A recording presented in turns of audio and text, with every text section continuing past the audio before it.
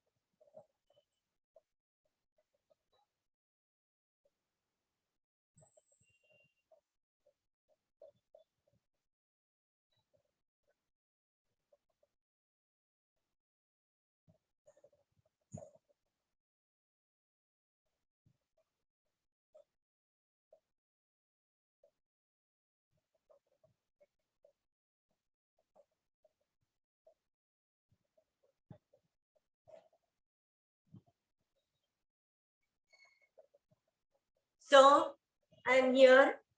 Have you solved few questions from fermentation? Yes, girls. Have you solved some questions? Can you hear me? Yes, ma'am. तो हम लोग थोड़ा question करेंगे और बाद में I will explain you first. Fermentation के क्वेश्चन करना है. 27 किया. The organic acid produced by fermentation is,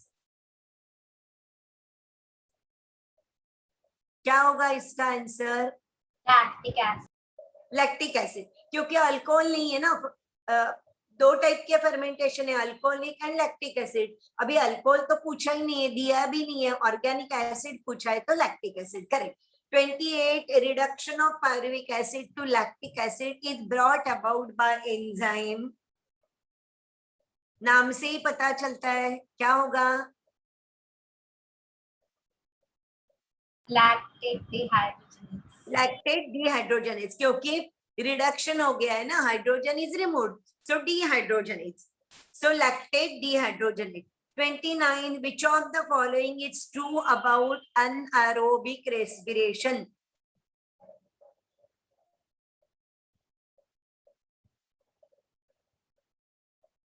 कितने ATP? 2 molecules of it. होते हैं? 2 molecules of ATP. हाँ, इससे मुझे याद आया एक क्वेश्चन, वो मैं पूछ लेती हूँ. इसमें दिया है कि नहीं मुझे पता नहीं. सुनो क्वेश्चन, सुनो. What is the ratio of ATP produced? Again, I will repeat. What is the ratio of ATP produced during aerobic respiration to anaerobic respiration? क्या रेशियो होगा?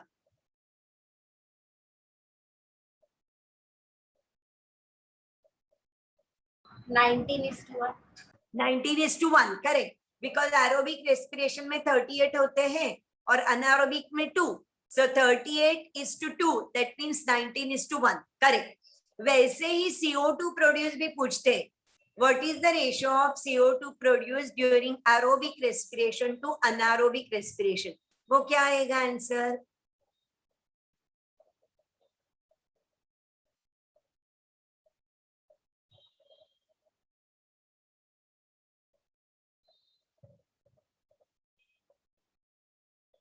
यस.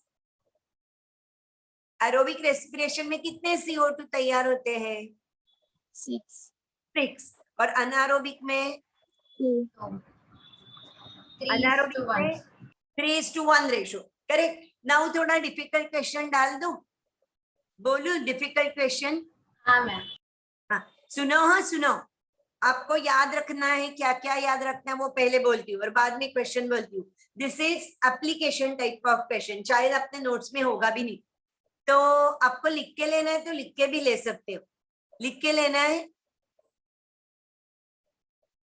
लिख के ले लो. हाँ मैम, 2 मिनट. हाँ लिख के ले लो, पेन निकालो, ये लिख के ले लो, क्योंकि ऐसे स्टाइल का क्वेश्चन पूछे ना तो आपको आंसर आना चाहिए.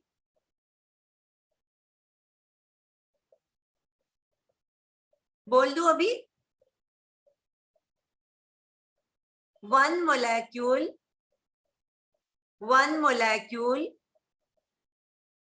of pyruvic acid, 1 molecule of pyruvic acid undergoes complete oxidation. 1 molecule of pyruvic acid undergoes complete oxidation. It will produce dash ATP molecules. आपका आंसर निकालना है. आपको नहीं आएगा ना तो मैं बोलने को हूँ इधर, डरो मत, थोड़ा सोचो फिर आएगा. देखो, you know pyruvic acid is the end product of glycolysis, बराबर. तो ग्लाइकोलिसिस में जो एटीपी तैयार होते हैं वो पकड़ने का नहीं है, उसके आगे का पकड़ना है. मैंने हिंट दे दिया है आपको.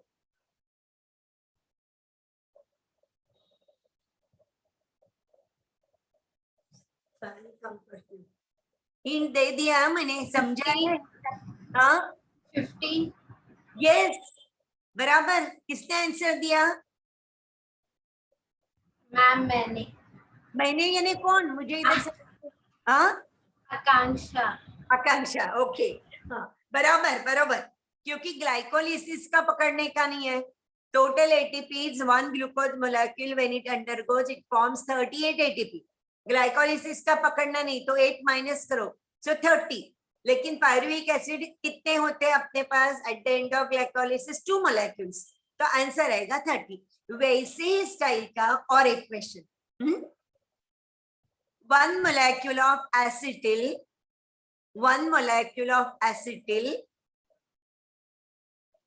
undergoes complete oxidation.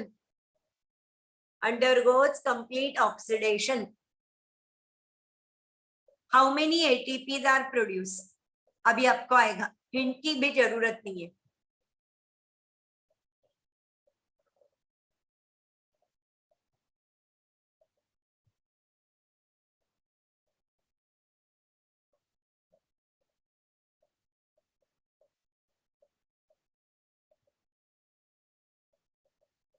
क्या होगा आंसर इसका?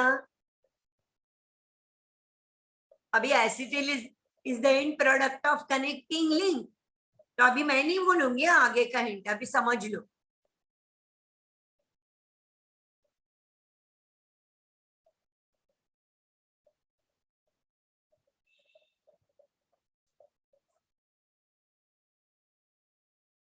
यस,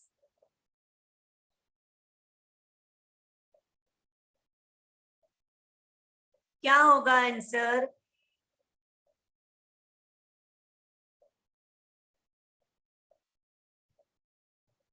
हिंट चाहिए तो देती हूँ।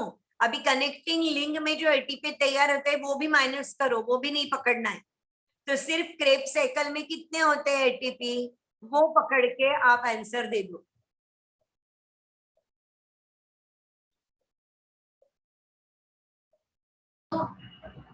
हाँ 2 हाँ 2।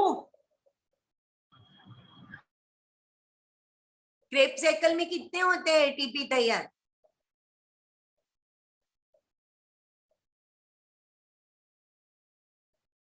बैलेंस शीट देखो, पता चलेगा क्रेब साइकिल में कितने एटीपीज होते हैं।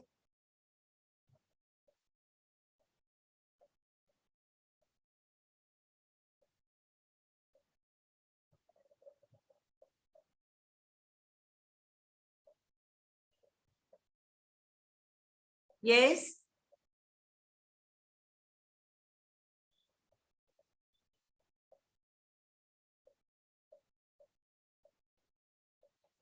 Okay, I will tell you. Balance sheet लिखूं क्या मैं बोर्ड पे? तो आपको वो लिख के भी लेना है ना? हाँ मैम। हाँ, तो उसके बाद मुझे आंसर दे दो, चलेगा?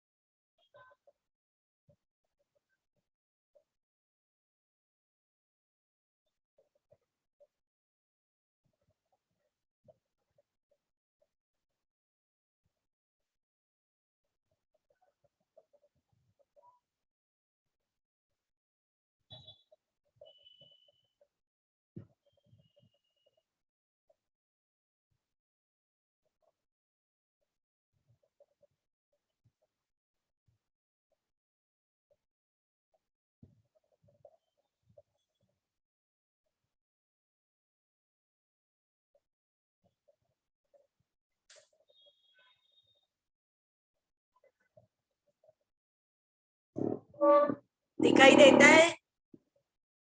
हाँ मैम। हाँ, तो लिखो और बाद में मुझे आंसर दे दो। मैंने पूछा है कि 1 molecule of acetyl undergoes complete oxidation, how many ATPs are produced? क्योंकि सिंपल क्वेश्चन तो आपको जरूर आएंगे आंसर ढूंढ के, लेकिन ऐसे वाला क्वेश्चन आपको सोचना पड़ेगा।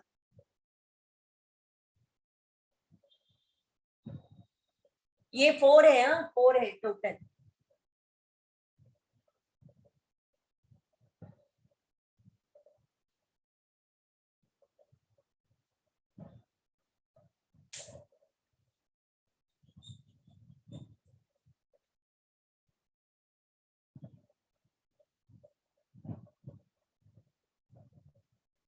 लिख के हो गया तो बोलो।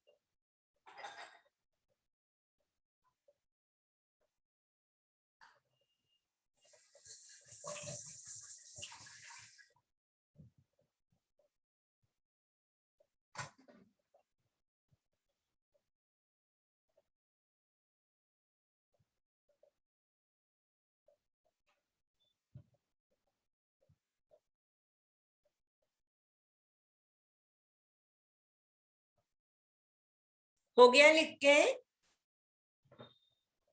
No, ma'am. नहीं, ठीक है। अभी ये तो बाहर कर लो, हाँ सिंपल है।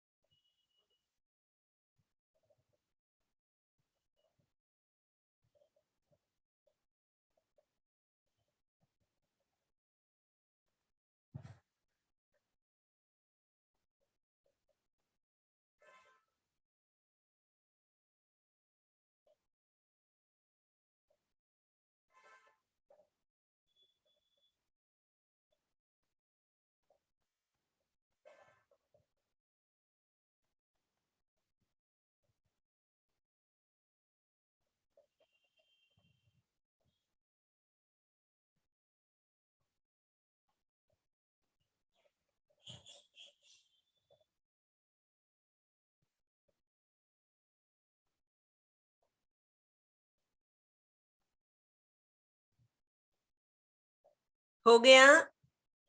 हाँ मैम। हाँ, तो अभी आंसर दे दो। 1 molecule of acetyl undergoes complete oxidation. 12. How many? हाँ 12, करेक्ट। बिकॉज क्रेब साइकिल में देखो 24 ATPs आर प्रोड्यूस और acetyl starting material Krebs cycle का है। Eight the end of connecting link acetyl is form and that acetyl enters into Krebs cycle. तो Krebs cycle में 24 ATPs तैयार होते हैं और अपने पास 2 मोलेक्यूल है एसिटिल के, so answer will be 12. Now one more question. One sucrose molecule undergoes complete oxidation. One sucrose molecule undergoes complete oxidation. It will produce how many ATPs? ये पूछा था एक साल क्वेश्चन। आपको थोड़ा सोचना पड़ेगा केमिस्ट्री, सुक्रोज क्या है, और उसके मुताबिक आपको आंसर आएगा।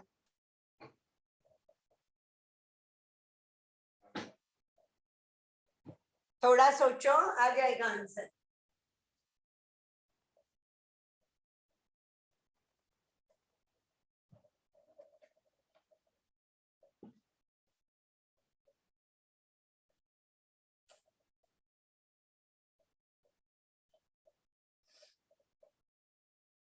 यस, क्या होगा इसका answer?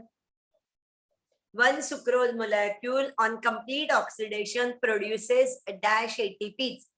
Sucrose means what? Yes, you know lactose. Lactose means 1 glucose plus galactose. Glucose plus galactose. वैसे sucrose क्या है? It is a disaccharide. It is made up of what? Chemistry में किया है आप लोगों ने, इवन बायोमोलेक्यूल में भी किया है. Sucrose means glucose plus fructose. 2 glucose molecule, yes, and 1 glucose molecule produces 38 ATPs on complete oxidation. Ma'am glucose plus fructose होता है ना, लेकिन वो आइसोमर है ना, ग्लूकोज एंड हाँ, yes, yes, आइसोमर. तो 38 प्लस 38 क्या आंसर हो गया? 76. 76 करेक्ट. समझ गए ना? यस. यही क्वेश्चन अनारोबिक में पूछा होगा तो आंसर क्या होगा? 1 sucrose molecule undergoes incomplete oxidation. How many ATPs?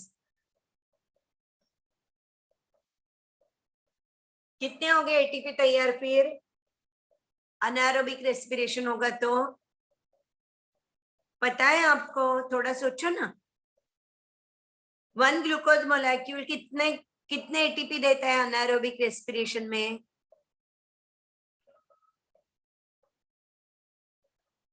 क्या है formula? C6H12O6 gives us 2 C2H5OH plus 2 CO2 plus 2 ATPs, है ना? हाँ मैम. तो 1 sucrose molecule will give how many ATPs? 4 ATPs. हाँ, हो गया आंसर. बराबर. चलो, मुझे लगता है अभी मैं पहले एक्सप्लेन कर देती हूँ क्योंकि टाइम अप हो जाएगा, तो पहले एक्सप्लेन करना अच्छा है. हम लोगों ने कल कहाँ तक किया था? क्रेब साइकिल तक किया था.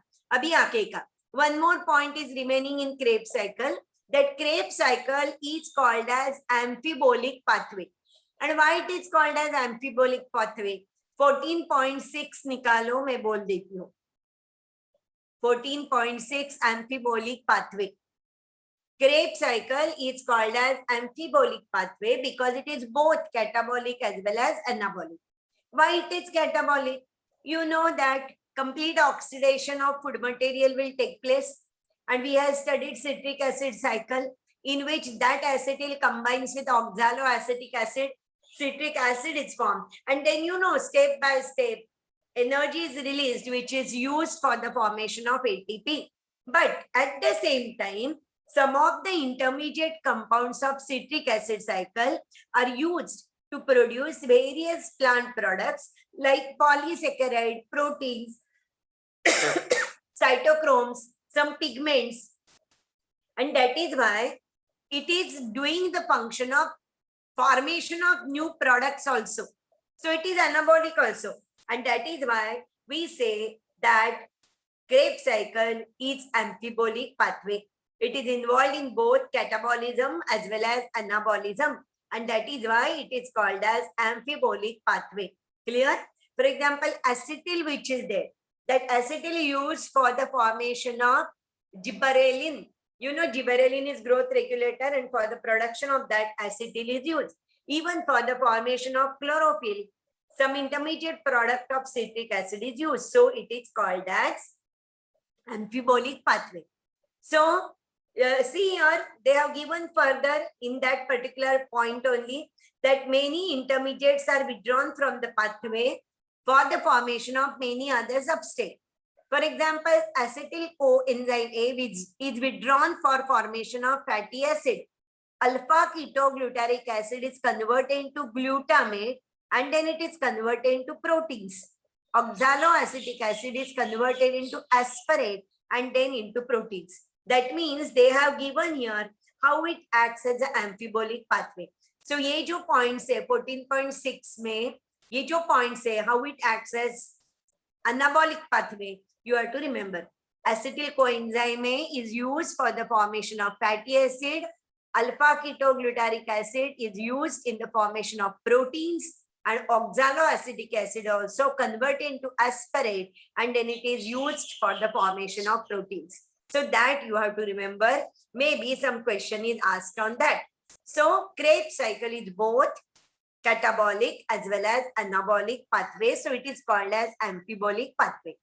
Now RQ is given in 14.7. I hope amphibolic pathway, why it is called as, you have followed. If you have followed, we will study RQ. Have you followed that amphibolic pathway? Yes, ma'am. Now what is RQ? The ratio of volume of CO2 evolved to the volume of oxygen consumed. In respiration, it is called as RQ. तो ये कभी कभी पूछते हैं what is RQ? What is RQ means they will give you different options and you have to select. What is our answer? Volume of CO2 evolved divided by volume of oxygen consumed. Now this respiratory quotient depends upon the type of respiratory substrate. This you underline. It depends upon the respiratory substrate. Substrate अलग अलग हो सकता है. Carbohydrate होगा, protein होगा, fat होगा, organic acid होगा, कुछ भी. So depending upon that, RQ will change. Now for carbohydrate, it will be 1. How it is 1? They have given equation, and then from equation they have written RQ is equal to 6 CO2 upon 6 O2. Answer is 1. उसके बाद उन्होंने fats के लिए लिखा है. For fats, it is less than 1. Okay, but how it is? Exactly, it is 0.7. वो भी उन्होंने कैसे निकाला है वो दिया है. तो याद रखो फैट्स के लिए it is 0.7. प्रोटीन्स के लिए it is 0.9. प्रोटीन्स के लिए it is less than 1 and it is 0.9. Okay, and then only this much is given. But if it is anaerobic respiration, it is infinity. क्योंकि anaerobic respiration में oxygen use तो है ही नहीं. 2 CO2 upon कुछ भी नहीं. So it is infinity. तो वो लिख के रखो. For anaerobic respiration, RQ is infinity. अरे it is given here. Got it? नीचे लिखा है उन्होंने. During anaerobic respiration, irrespective of the substrate used, oxygen consumed is nil. Hence, RQ for anaerobic respiration is always infinity. दिया है उन्होंने. And one more point, it is not given. If organic acid is the respiratory substrate, it is more than 1. वो तो लिख के रखो. Should I dictate? Yes, ma'am. If organic acid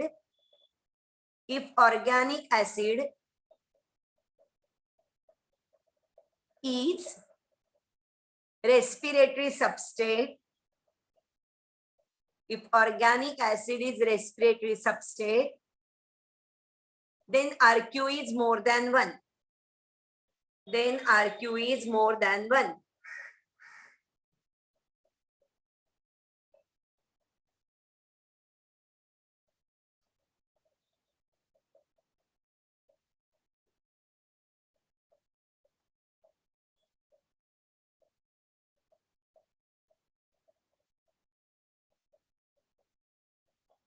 Yes, now this I have not explained. ETS. ETS निकालो. ETS कौन से page पे बोलो? ETS electron transfer system and oxidative phosphorylation. वो मैं भूल गई. वो निकालो अभी मॉड्यूल में. निकाला है तो बोलो, फिर मैं स्टार्ट करती हूँ. हाँ ma'am. What is terminal oxidation? You know, NADH2 and FADH2 is formed in the process of glycolysis, connecting link and Krebs cycle. But it should be again oxidized, क्योंकि NAD और FAD हमेशा कहाँ से आएगा? तो ये इसमें से ही आएगा ना. This NADH2 again it will get converted into NAD, means oxidation will take place. So whenever oxidation of this NADH2 and FADH2 takes place, we called it as terminal oxidation. Okay, it is called as terminal oxidation. And how it takes place? It takes place through ETS, electron transport system, or a respiratory chain, or maybe electron transport or transfer system. And where it is present? It is present on F1 particle or oxysome. You know the mitochondria, it is a double membrane structure. Outer membrane is smooth and inner membrane is thrown into folds. And the folds are called as cristae. And on the cristae, F1 particles, which are also called as oxysomes, or which are also called as elementary particles, or which are also called as Fernandez-Moran particle. ये सब नाम आपको पता है या लिख के लेना है? बताओ ma'am. You know this? No ma'am, we don't know. तो लिख के ले लो. On the cristae, on the cristae, cristae आपको पता है, finger-like projections. Inner membrane is thrown into folds and the folds are called as cristae. On the cristae, oxysome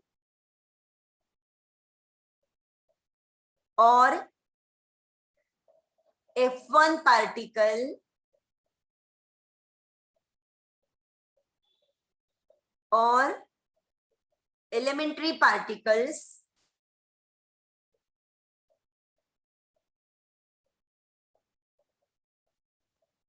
और हो गया ना इतना लिख के, और हाँ मैम. और Fernandes FERNADEZ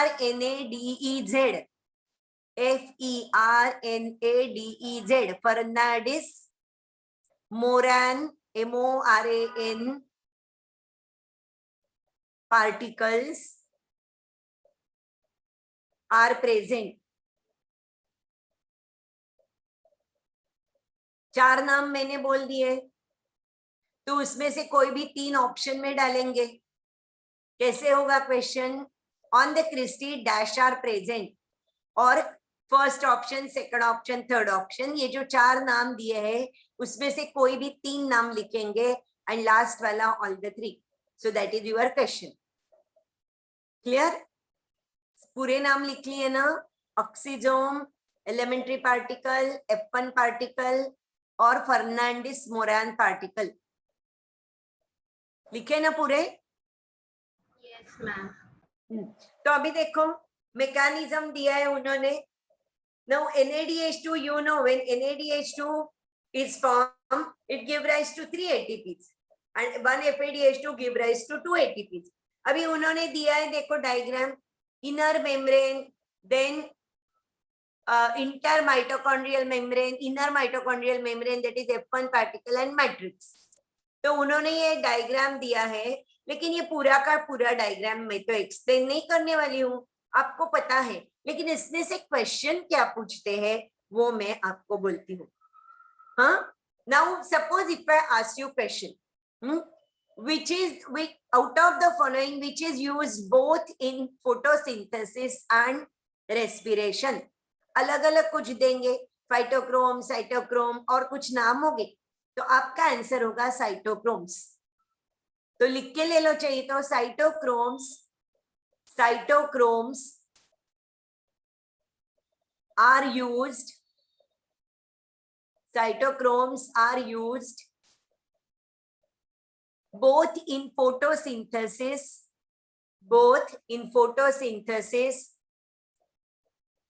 and respiration.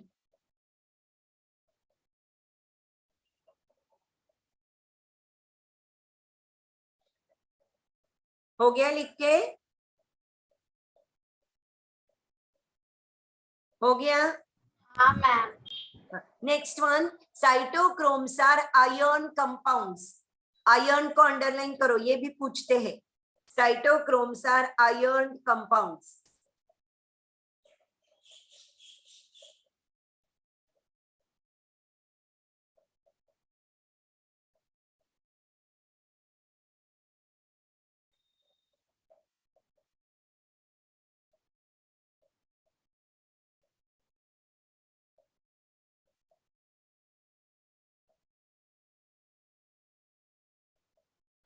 Then do you know, हो गया लिख के बोलू अभी? Yes ma'am. हाँ, who is the last electron donor? Last electron, lastly कौन देता है इलेक्ट्रॉन ये ITS में, पता है आपको? हाँ, लास्ट कौन है? Oxygen.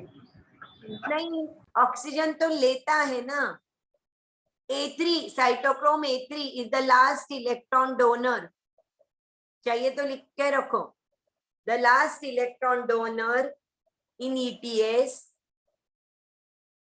the last electron donor in ETS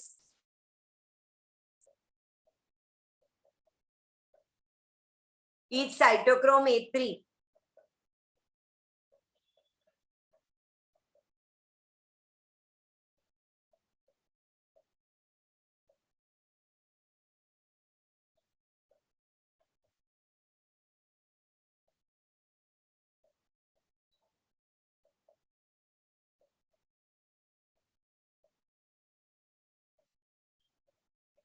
हो गया लिख के?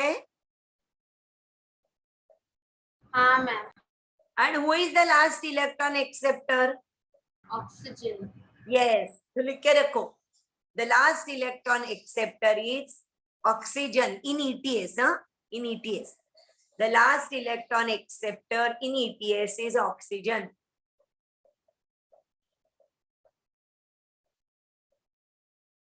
जो क्वेश्चन पूछते हैं वही मैं बोल रही हूँ।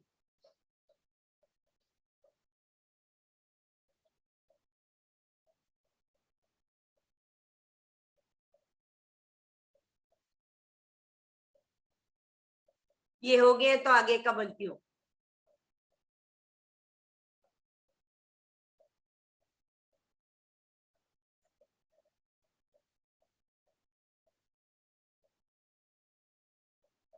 हो गया? Ma'am.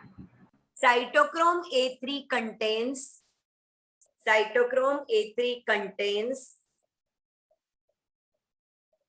copper, copper along with iron. ये इंपॉर्टेंट है, कभी कभी पूछते हैं, along with iron dash is present, तो क्या प्रेजेंट है? Copper.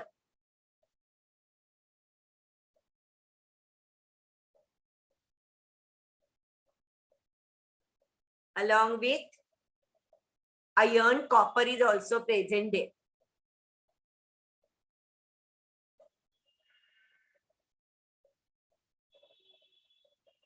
And one more point, the water which is formed at the end, what it is called as?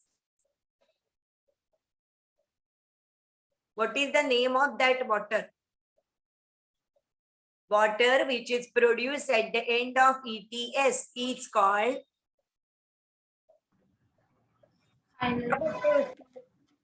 Is it capillary water? No ma'am.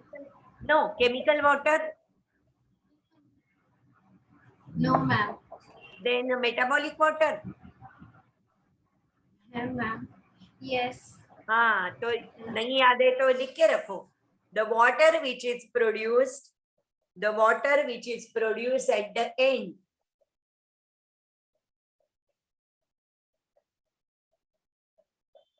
the water which is produced at the end of ETS is called metabolic water. यही question पूछते हैं, यही means मैंने जो बोले ना अभी उसमें से ही पूछ दो।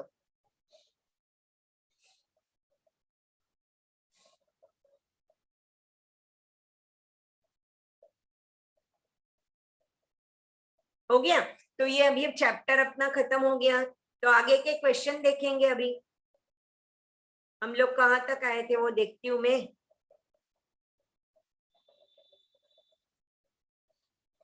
हम लोग शायद 30 तक गए थे, फर्मेंटेशन का 30 वाला चालू था,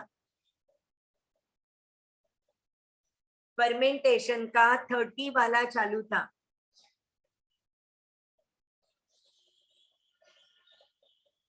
तो करेंगे सॉल्व अभी आगे के क्वेश्चन।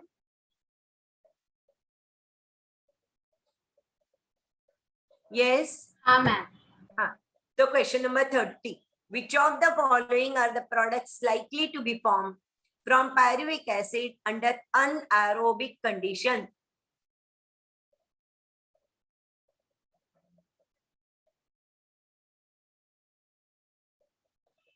ऑप्शन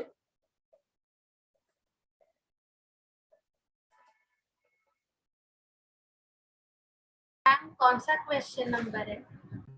30 वाला चालू है ना, 30. Which of the following are the products likely to be formed from pyruvic acid under anaerobic condition? ये चालू था हमारा, 29 हो गया था. 30. Lactic acid, ethanol and carbon dioxide. Yes, correct. Water छोड़ के कुछ भी, यानी कि option C is correct option. Now 31. What is the concentration of alcohol that is lethal to yeast? ये आपको शायद नहीं आएगा. 13%. 31 का आंसर है सी, 13%. Now 32.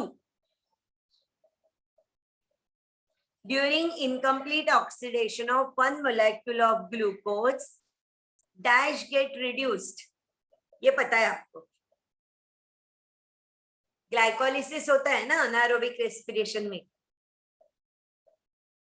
इनकम्प्लीट ऑक्सीडेशन यानी अनारोबिक रेस्पिरेशन, उसमें ग्लाइकोलिसिस होता है. तो कितने क्या होता है इसमें?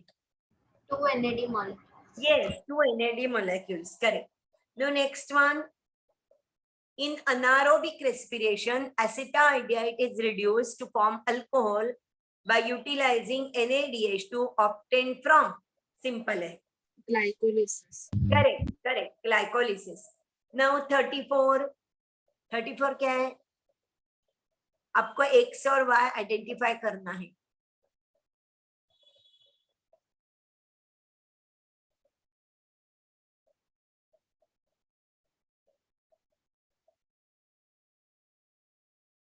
Option C. कौन सा? सी वाला. हाँ, X यानी पायरुवेट डिहाइड्रोजनेज और Y इज एसिटेट. अपने को समझो, X समझा नहीं तो Y पहले देखो. Y तो पता चलेगा आपको और Y से आप X पता कर सकते हो. क्लियर? और Mg लिखा है यानी एंजाइम का नाम नहीं लिखा है, ये समझ में आना चाहिए. Now 35. Matrix. Matrix. Correct. 36.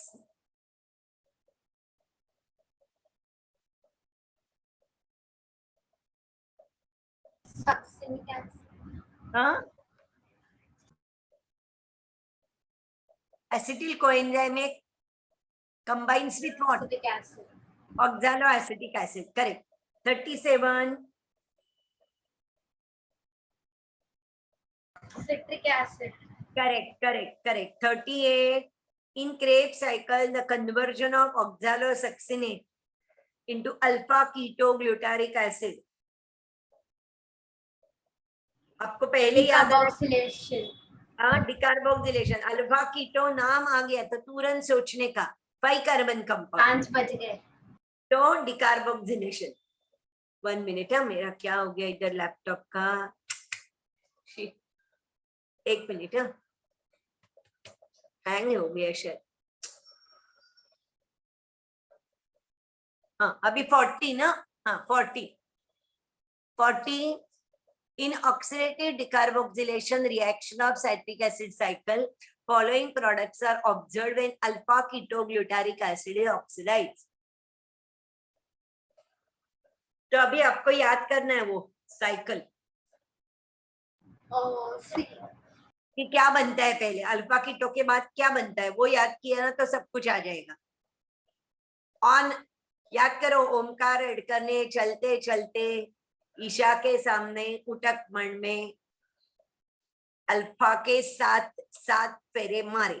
Alpha के साथ अल्फा कीटोस के आगे सोचना है तो 7 मीन्स एस से स्टार्ट होने वाला सक्सिनिल कोए. करेक्ट. सक्सिनिल कोए प्लस NADH प्लस CO2. वो सेंटेंस याद आ गया तो आपको ये आ जाएगा. 41.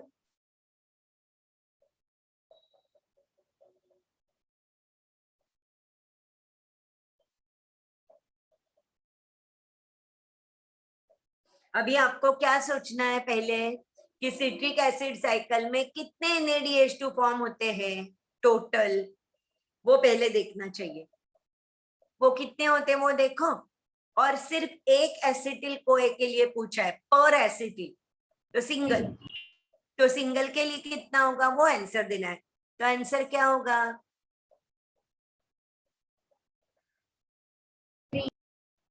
हाँ, आंसर 3, क्योंकि टोटल क्रेब साइकिल में 6 NADH2R form and 2 FADH2R form. तो 6 है वो किसके लिए है? 2 मोलेक्यूल एसिटिल के लिए। तो अपने को एक के लिए पूछा है, तो answer is 3। Now in 2 turns of Krebs cycle, the number of NADH2 molecules produced. 6. In 2 turns of Krebs cycle, the number of NADH2 molecule produced is. 6. क्या आएगा आंसर इसका? Yes, 6, correct, 6. Then 43. Which statement is wrong? पढ़ो हाँ आराम से, क्योंकि बहुत बड़े बड़े हैं।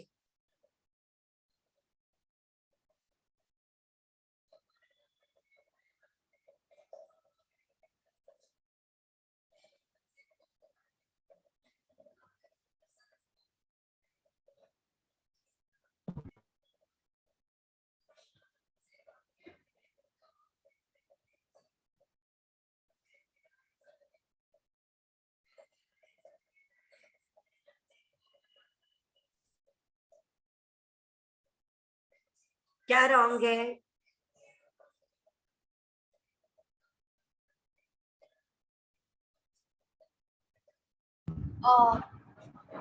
हाँ, Sorry. रॉन्ग क्या है Option इसका? D. लास्ट वन करेक्ट, क्योंकि the cycle starts with condensation of acetyl with oxalo acetic acid है, पायरुविक एसिड नहीं है। तो अभी 44। Arrange the following compounds formed in respiration based on their carbon atoms. तो मैंने आपको बोला है कैसे याद रखना है, याद है क्या आपको? अल्फा कीटो 5 कार्बन है, बराबर। साइट्रिक एसिड कितने हैं? 6 कार्बन है ma'am. 6 carbon. Pyruvic acid 3 3 carbon. 3 और मैलिक एसिड 4। 4 कार्बन. हाँ, अभी असेंडिंग ऑर्डर में लिखना है, यानी पहले सबसे छोटा वाला। तो पायरुविक एसिड, बराबर। Pyruvic acid should be first, यानी कि A is not our answer. B C D में से आंसर होगा। Number 1 pyruvic acid is 3 carbon. उसके बाद 4 कार्बन वाला कौन है? Malic acid. तो 1 के बाद 4 किस में लिखा है? B और D में लिखा है, तो B और D में से अपना ऑप्शन। बाद में कौन है? Alpha keto, second one. तो B is our answer. Got it? How to solve it? यानी मैंने जो लास्ट टाइम मैंने बोला था ना, आपको याद करना है कौन से 6 कार्बन कंपाउंड है, कौन सा 2 कार्बन कंपाउंड है, कौन सा 5 कार्बन कंपाउंड है, वो आपको याद है ना? 5 कार्बन कंपाउंड कौन है? Alpha keto. Alpha keto. बाद में 6 कार्बन कितने हैं अपने पास? सक्सिनिक। 6 कार्बन। किस 6 कार्बन कंपाउंड 4 है, कौन से? Citric acid, isocitric acid, cis-aconitic acid and oxalosuccinic, बराबर। और अल्फा कीटो के बाद डायरेक्टली ऑक्सैलो एसिटिक तक सब 4 कार्बन कंपाउंड है। सक्सिनिल कोएंजाइम है, succinic acid, fumaric acid, malic acid and oxalo acetic acid. 5 compound है, 4 कार्बन, और एसिटिल इज 2 कार्बन। तो ये याद रहेगा ना, ये केमिस्ट्री में भी है ऐसे। केमिस्ट्री में है ऐसे कुछ? हाँ नहीं मैम, ऐसा नहीं है। तो याद रहेगा, ये आपको लिख के रखना ही है। नहीं मैम। याद रहेगा? हाँ मैम। ओके 45। आराम से पढ़ो और बोलो, बहुत लंबा है।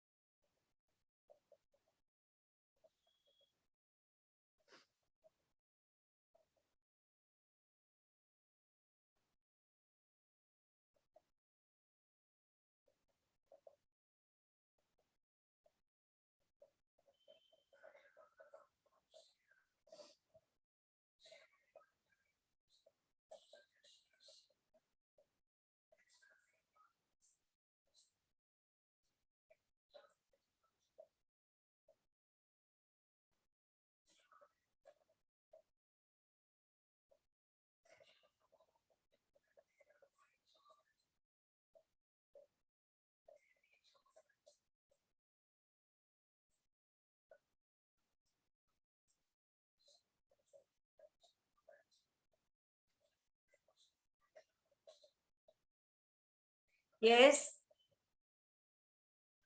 Option D. करेक्ट। अभी 46। आराम से पढ़ो पहले और बाद में बोलो। Oxidative decarboxylation of pyruvic acid is taking place. तो पायरुविक एसिड के बाद कनेक्टिंग लिंक तक ही जाना है आपको और बोलना है।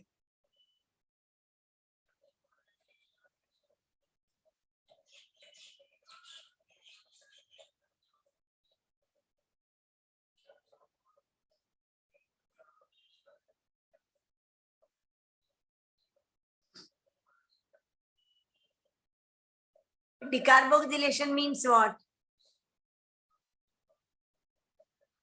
Option C. Decarboxylation means carbon is given out in the form of CO2. तो CO2 तो होगा ही, और oxidative decarboxylation of pyruvic acid when it takes place, acetyl coenzyme is formed. तो क्या क्या फॉर्म होता है? acetyl coenzyme A and CO2. तो आंसर इज ऑप्शन सी। पता चला मैंने कैसे सॉल्व किया?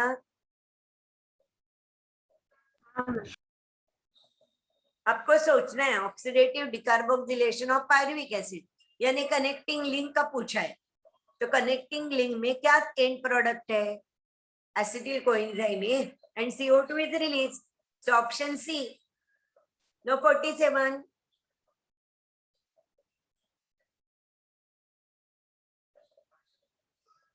अभी मैंने दिया ना लिख के, फाइनल इलेक्ट्रॉन एक्सेप्टर।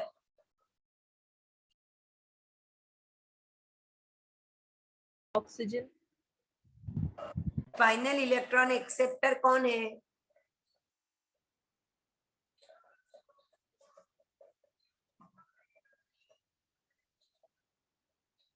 कौन है final electron acceptor? Oxygen. Oxygen, correct. 48 अभी करो, 48।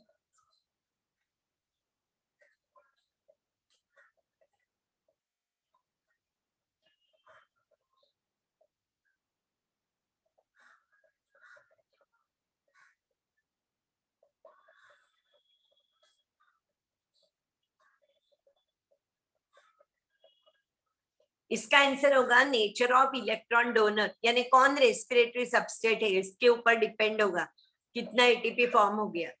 क्लियर? बिकॉज अलग अलग होगा ना वो नंबर, कार्बोहाइड्रेट है तो अलग, लिपिड है तो अलग, इसलिए। 49 इन एन इलेक्ट्रॉन ट्रांसपोर्ट चेन। कहाँ गया? अरे बाप रे, ये कौन सा क्वेश्चन चालू था अपना? 49। क्योंकि मेरा ना लैपटॉप ये हो गया। हाँ, in an electron transport chain dash donates electron to oxygen. कौन देता है last donor? Cytochrome A3। Correct. 50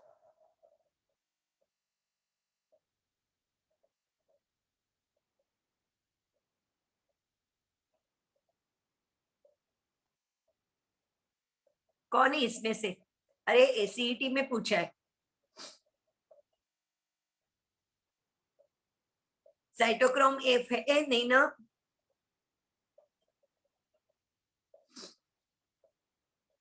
respiratory chain में कौन है?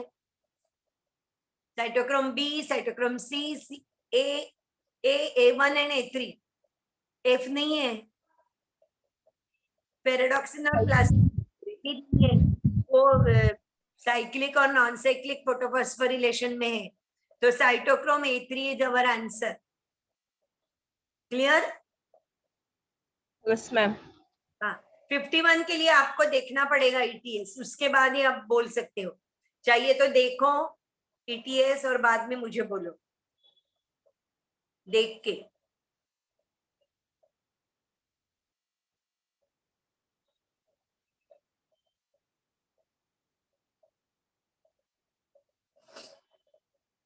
चार्ट चार्ट यानी वो डायग्राम देख के बोलो।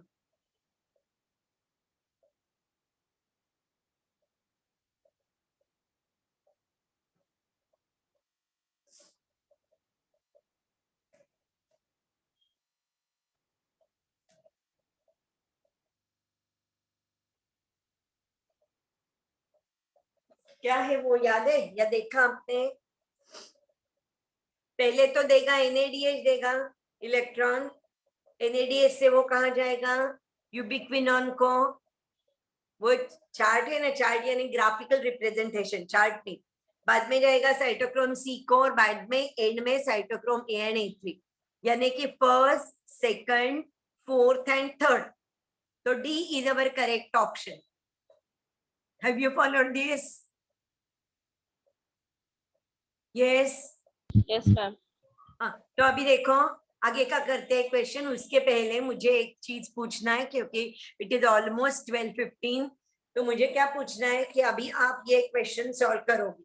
Means I take it for granted that you will see all the questions, you will try to solve them. जो डाउट आएगा वो मुझे पूछो. सब चैप्टर के लिए वो ही है कि you have to solve remaining questions. अभी कल अपने को क्या करना है, 11 खत्म हो गया,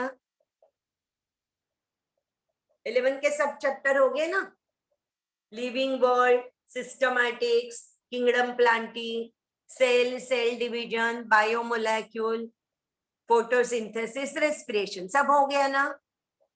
हो गया मैम. तो अभी 12th में हम लोगों ने चालू किया वो रिप्रोडक्शन इन प्लांट्स हो गया, बाद में जेनेटिक बेसिस हो गया, क्रोमोसोमल बेसिस भी हो गया, बराबर. प्लांट वाटर रिलेशन और प्लांट ग्रोथ भी हो गया, बराबर. तो अभी क्या बचा है, वो माइक्रोब एनहांसमेंट, वही